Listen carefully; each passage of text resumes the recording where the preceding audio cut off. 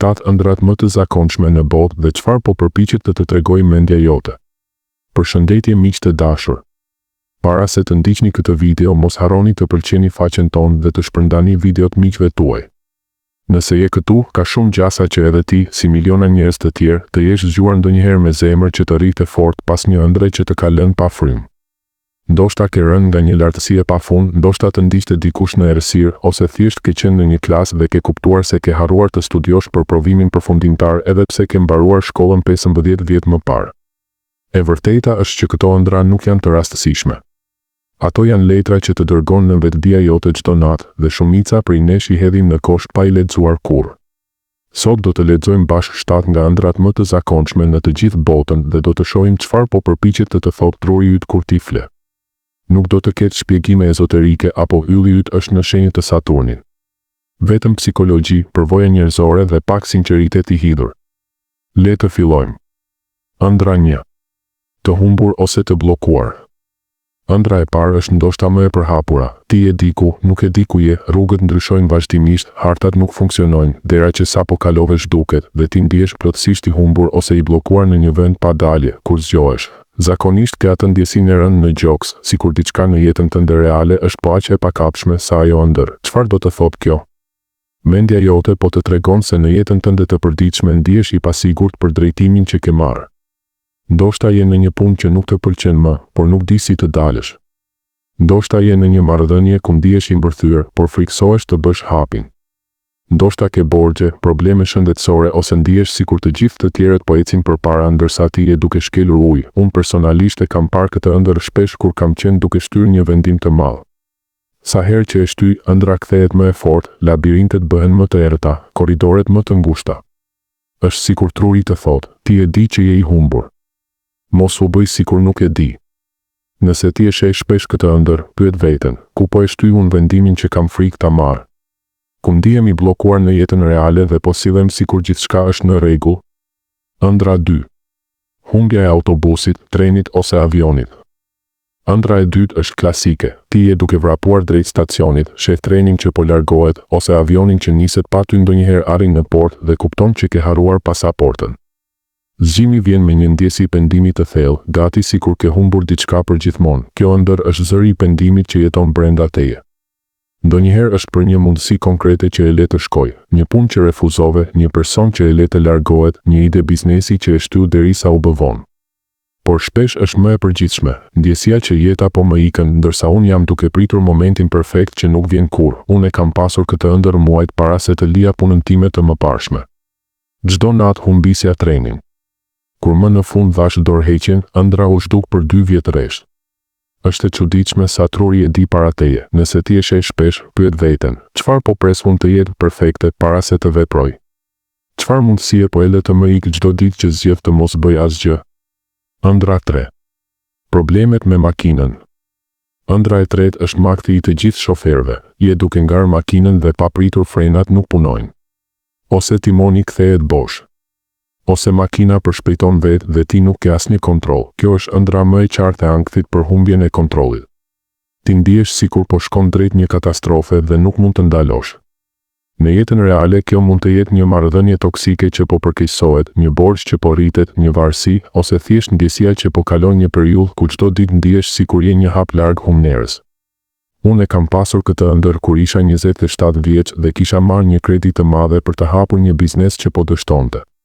Çdo natë makina përshpejtonte drejt një muri. Kur e mbylla biznesin dhe pranova humbjen, ëndrat ndaluan. Pyetja që duhet të bësh, ku në jetën time ndihem sikur jam duke drejtuar një makinë pa frena? Çfarë duhet të ndaloj para se të përplasem? Ëndra 4. Dështimi në provim ose paraqitje publike. Edhe nëse ke mbaruar universitetin 20 vjet më parë, papritur je në sallën e provimit, nuk ke lexuar asnjë faqe ose je në skenë dhe harron të gjithë tekstin. Kjo ëndër quhet ëndra e sindromës së mashtruesit.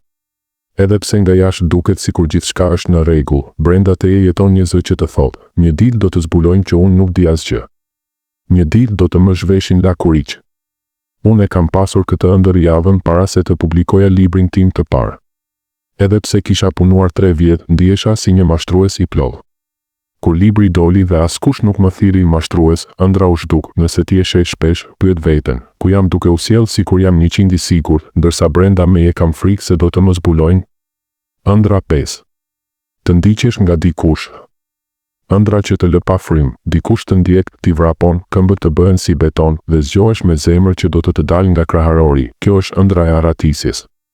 Ti po ikën nga diçka që nuk do ta përballosh, një ndarje që nuk e ke mbyllur emocionalisht, një trauma të vjetër, një emocion që e ke futur thellë në qilim. Ndonjëherë personi që të ndjek nuk ka fytyrë sepse është vetë frika jote. Unë e kam pasur për vite me radhë pas një ndarjeje të dhimbshme. Sa herë që takoja dikë të ri dhe filloja të ndihesha vulnerabël, ëndra kthehej. Kur më në fund e pranova dhimbjen dhe e lash të shkoj, ndaloj. Pyetja, nga çfarë po ikën ti në jetën reale? Çfarë emocioni ose situate po përpiqesh ta shtysh larg në vend që ta shikosh në sy? Ëndra 6. Rënia e dhëmbëve. Një nga më të çuditshme, dhëmbët bien një nga një, thyen në gojë ose bien të gjithë menjëherë dhe ti qëndron para pasqyrës i shokuar. Kjo ëndër është për pasiguri të thellë rreth imazhit dhe vlerës tënde. Dhëmbët janë simbol i buzëqeshjes, i asaj që i tregon botës. Kur bien, do të thotë që ndihesh i ekspozuar, i turpëruar, jo mjaftueshëm i mirë, jo mjaftueshëm tërheqës, ose ke frikë se të tjerët do të shohin të vërtetën për ty. Shumë njerëz e shohin këtë ëndër kur po kalojnë krizë moshe, kur shtohen në peshë, kur humbasin flokët, ose kur ndihen të padukshëm në punë apo marrëdhënie. Unë e kam pasur kurash 15 kg në një vit për shkak të stresit dhe ndihesha si një hije e vetvetes. Kur fillova të kujdesesha përsëri për shëndetin, ëndra u zhduk. Ëndra 7. Të biesh nga lartësia ose të fundosesh. Ëndra e fundit, je në majtë të një ndërtesës, në një orë ose në një varg që po fundoset. Papritur humb ekuilibrin dhe fillon të biesh ose uji të mbulon. Kjo është ndjesia më e pastër e pafuqisë dhe dorëzimin. Ti ndihesh sikur po humb kontrollin e plot të jetës tënde. Mund të jetë depresion, burnout ose thjesht momenti kur kupton se situata aktuale nuk është më e qëndrueshme, por ja çelësi. Në momentin që prek tokën ose fundosesh, plotësisht zgjohesh. Truri yt po të thotë, nuk do të lë të vdesësh. Por duhet të ndryshosh diçka tani, sepse kjo rrugë të çon drejt fundit. Unë e kam pasur këtë ëndër në ditët më të errëta të jetës time. Dhe kur më në fund kërkova ndihmë dhe fillova të ndryshoja, ëndrat u shndërruan, fillova të fluturoja në vend që të bija. Përfundim. Pra, ja ku i ke 7 ëndrat që i sheh pothuajse çdo njeri në botë. Ato nuk janë mallkime. Janë mesazhe. Dhe më e bukura, ti je i vetmi person që mund t'i deshifrojë ato 100% sakt, sepse ti njeh kontekstin e jetës tënde. Herën tjetër që zgjohesh i djersitur, mos e shiko si makt. Shiko si një letër dashurie paksa të ashpër nga nënvetdia jote që të thotë, unë jam këtu. Dëgjoje. Ka diçka që duhet ndryshuar dhe unë të dua aq shumë sa nuk do të lë ta injorosh përgjithmonë. Nëse të pëlqeu videoja, lë një like, abonoju kanalit dhe shkruaj poshtë cilën nga këto 7 ëndrat e sheh më shpesh ti unë i lexoj të gjitha. Natën e mirë dhe ëndra të ëmbla, këtë herë me mesazhe që ti zgjedh ti kuptosh.